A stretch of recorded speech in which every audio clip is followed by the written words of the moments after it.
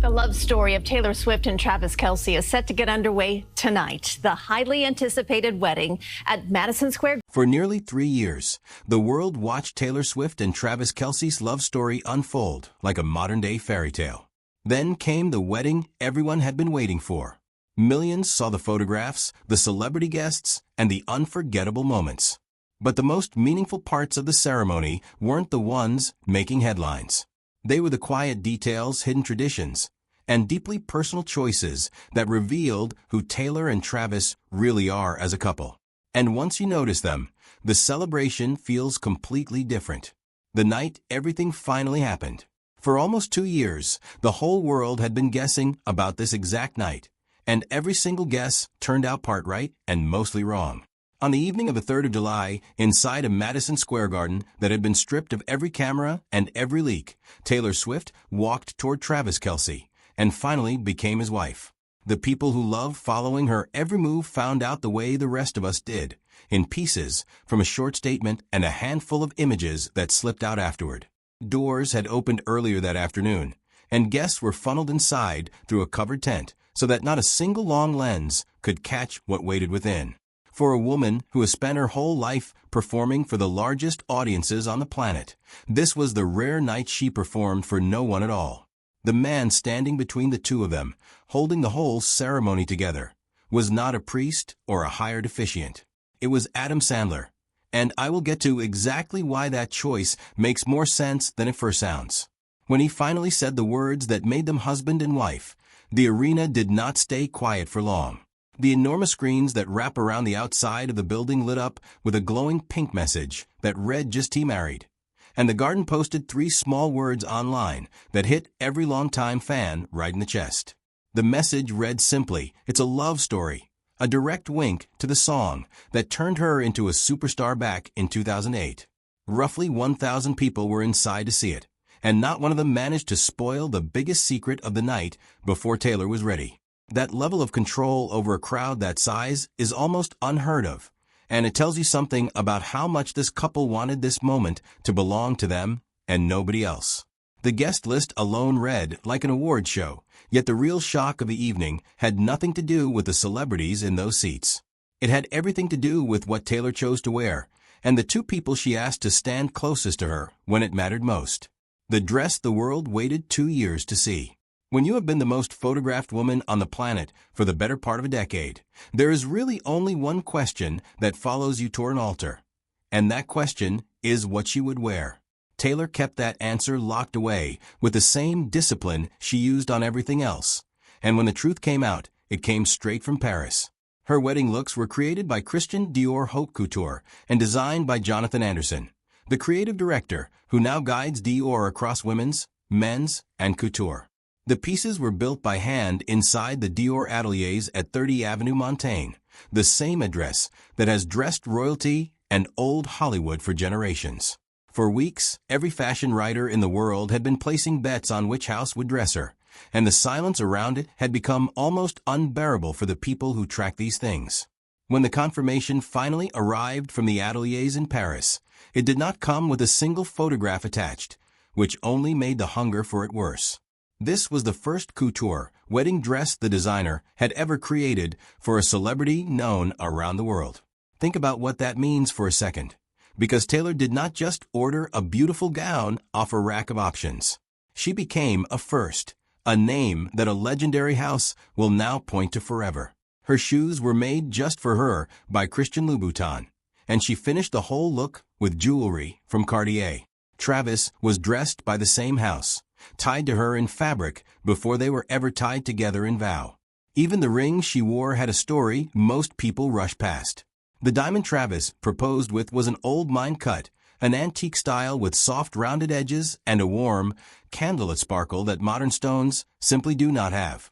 He designed it himself alongside Kindred Lubeck at Artifacts Fine Jewelry in New York City, a goldsmith and vintage collector who hand engraves her work. He did not buy the easy or obvious thing, and instead he built something that looked like it had already lived 100 years, which is a strange and beautiful choice for a man marrying a woman obsessed with history and meaning. And yet the biggest surprise of the whole wedding was not stitched into a dress or set into a ring at all.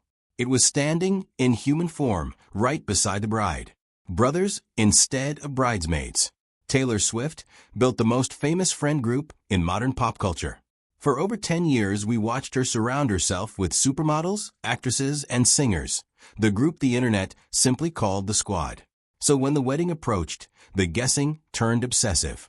Everyone wanted to know which A-list names would earn a spot as her bridesmaids, who would make the cut, and who would be left stinging on the outside. Then her own representative released a statement that stopped the noise cold. Taylor and Travis did not have bridesmaids or groomsmen at all. Instead, her younger brother Austin Swift served as her man of honor, and Travis's older brother Jason, Kelsey, stood as his best man. The ceremony, the statement said, joined both families together. Read that again slowly, because the woman who could have had any celebrity on earth walk beside her looked at that entire glittering world and chose blood instead. Austin is not just her brother. He is the person she has credited with helping her win back the master recordings of her own music in 2025, the fight that defined years of her life. For a decade, the smart money said her wedding party would look like the cast of one of her music videos, packed with models and movie stars. She looked at that expectation and walked in the opposite direction. He worked behind the camera on some of her most beloved music videos, including You Belong With Me and Mean, and he helped shape her quieter, creative projects too. He even sat with her on the Folklore Long Pond studio project, the stripped-back film where she pulled her own songs apart in front of the world. According to Cosmopolitan, the two of them have always been unusually tight, and she has slipped his name into her lyrics more than once over the years. Years ago, when she released the album Evermore, Austin wrote something about her that has stayed with fans ever since. As a brother and a friend, he said he could not be more proud, and as a lifelong fan, he was simply dumbfounded at that level of artistry. Jason meant exactly the same thing on the other side of the aisle. He and Travis host their podcast together. They built an empire out of their brotherhood, and Travis had already stood as Jason's best man when Jason married his wife Kylie back in 2018. So this was Travis returning a favor that runs bone deep. 2 brothers, 2 families, 0 celebrity politics. And the man chosen to marry them understood that kind of loyalty better than almost anyone in that room, because his own connection to this couple had been quietly building for years. Why Adam Sandler was the only choice. On paper, asking Adam Sandler to officiate your wedding sounds like a punchline waiting to happen. Once you understand how deep his history with these two actually goes, it stops being funny and starts feeling almost inevitable. Sandler and Travis grew genuinely close while filming the sequel to Happy Gilmore, where the chief star landed a cameo. Travis could barely contain himself talking about it afterward. Working with Happy Gilmore himself, he said on the Pat McAfee show, working with the Sandman, it was off the chain. He called the whole experience a dream come true. The affection ran both directions, and Sandler did not hold back either. Travis is such a gentle, nice guy, and funny as hell. He told Entertainment Tonight. He is like the guys I grew up with. He said being around Travis reminded him of his childhood friends, and he called the man a stud, a great actor, and a great human. That is not celebrity politeness. That is a guy talking about someone he genuinely likes. His bond with Taylor stretches back even further, and it flows through the 2 people he loves most, his daughters. Sadie and Sonny Sandler are devoted fans, and their dad took them to see the Eras Tour film back in 2023, where the whole family got to meet her. Sandler has admitted, with total honesty, that even after all these years, he still gets nervous around her. I can get a little jumpy around Taylor. He confessed on Conan O'Brien's podcast, just because I do not want to blow it for my kids. There's not a word my kids do not know. He added about her music. He has even compared her run of hits to the Beatles. And he told Billboard that his favorite song of hers is The Best Day, a tender track about family that fits this whole story a little too perfectly. His girls know every single word to every single album, and he listens along on release day like it is a holiday. So when this couple needed someone to hold the most important night of their lives in his hands, they did not hire a stranger. They chose the man who already felt like family to both of them. And the moment those doors opened, the flood of famous faces walking in revealed who mattered to Taylor, and just as loudly, who no longer did. the guests who came and the ones who vanished. The arrivals alone could have carried their own television special. Selena Gomez, Taylor's closest friend, turned up glowing. Gigi Hadid and Bradley Cooper rolled in together. Hugh Grant arrived with his wife. The British host Graham Norton made it through the doors after Taylor once jokingly invited him on his own show, and Ethan Hawke, Dakota Johnson, and Jason Sudeikis were all photographed heading inside. The Haim sisters came as a trio, and Taylor's longtime collaborator Jack Antonoff arrived along with the writer Lena Dunham. Country music arrived in a wave of its own, with Miranda Lambert, Kelsey Ballerini, Brad Paisley, and Kimberly Schlapman all making the trip. The broadcast booth emptied out too, as Joe Buck, Aaron Andrews, and Carissa Thompson turned up alongside the actress Mariska Hargitay, the musician known as MGK, and the tireless soccer champion Abby Wambach with her wife, the writer Glennon Doyle. The sports world showed up in force too, which makes sense for a groom of Travis's stature. Quarterback Matthew Stafford came with his wife Kelly. Tite and George Kittle made the trip, and a wave of Kelsey's teammates and rivals filled out the crowd. One small detail from Kittle stuck with me, because it says everything about this couple. He revealed that Taylor and Travis had told their guests absolutely no gifts because they did not want a single thing, since they had each other, and that was the entire point. The absences, though, spoke just as loudly as the arrivals. Harry Styles, a former flame of Taylor's, was nowhere near New York because he was performing in London that night. Far more telling was the missing pair everyone noticed, Blake Lively and her husband Ryan Reynolds. Once one of Taylor's tightest bonds, Blake was reportedly left off the celebration entirely, tied to the fallout from her legal battle with Justin Baldoni, a case in which Taylor's own name kept surfacing. And then there was Karlie Kloss, the supermodel who was once practically Taylor's shadow before the two drifted into years of cold distance. She was there anyway, a quiet signal that some doors, even after long silence, can still open again. Keeping this many powerful people safe and comfortable would have been hard on any night. Doing it during a heat wave the government literally called deadly turned this wedding into something closer to a military operation. A city on lockdown and a price tag to match. The couple reportedly filed permits to shut down the streets around Madison Square Garden for 3 full days, from the 2nd of July through the 4th. New York City, the hardest city on earth to control, bent itself around one wedding. The plans were so large that the NYPD commissioner and even the mayor ended up referencing them in public before the couple was ready to say a word.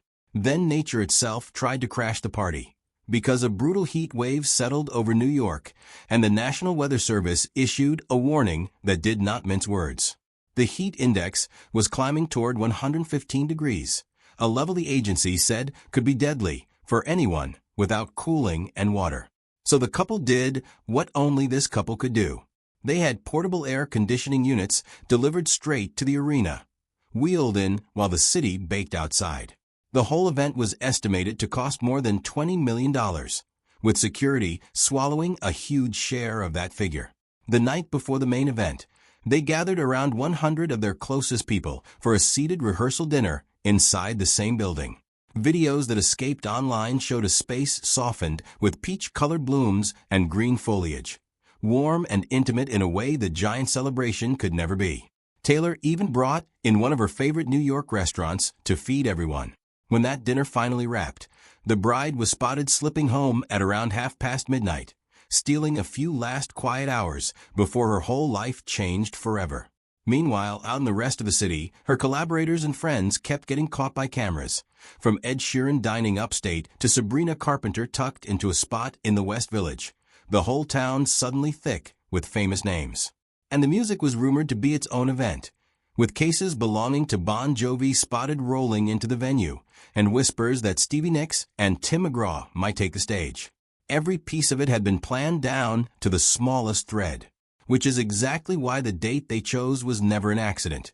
And once you understand the meaning hidden inside it, the whole wedding reads differently. The hidden meaning behind the date. Taylor Swift does not pick dates by throwing a dart at a calendar, and every fan who has followed her for more than a week knows it. She has said it plainly herself. "I love numerology," she told Travis and Jason on their podcast. "I love math stuff, I love dates, That stuff I find really fun. So the second the engagement went public, her fans became detectives, convinced that whatever day she chose would be soaked in hidden meaning. They were right about the obsession and wrong about almost every specific guess, which is precisely how Taylor likes it. She had actually announced her 12th album, The Life of a Showgirl, on that very same podcast appearance where she gushed about him, calling him a human exclamation point. So the fans knew better than to expect anything from this couple to be ordinary or accidental.